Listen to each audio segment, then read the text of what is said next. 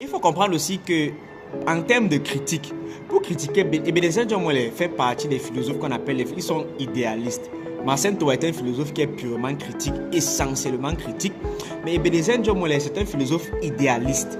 Un philosophe idéaliste qui aime trop surfer sur la base des idées, ça veut dire qu'il est forcé, je ne sais pas si ça veut dire qu'il est incapable, mais il ne prend pas tellement en compte la réalité existentielle, matérielle et même capitaliste de l'Afrique. Ça veut dire qu'il ne prend pas en compte les véritables besoins matériels de l'Afrique, mais lui, il place plutôt une primauté sur le besoin intellectuel, sur le besoin idéaliste, sur le besoin mental et sur le besoin philosophique dont l'Africain doit faire, en fait, ce sur quoi il doit se baser, en fait. Donc, pour lui, en réalité, lorsqu'il parle, il est toujours en train de nous parler de l'idée, nous parler de la misère objective, nous parler de la misère subjective.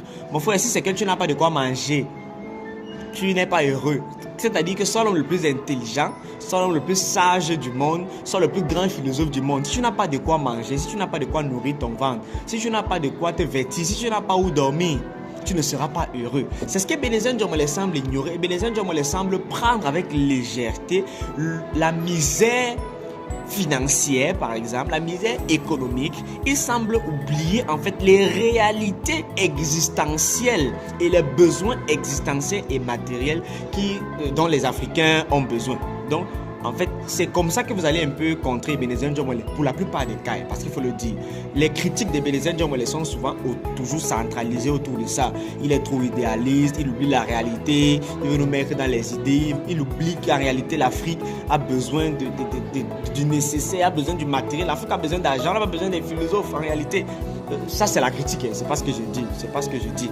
Il dit que l'Afrique on n'a pas besoin des philosophes, on n'a pas besoin des gens qui vont nous sortir les gros mots, machin truc. Non, on a besoin d'argent, on a besoin de matériel, on a besoin de finances pour se développer.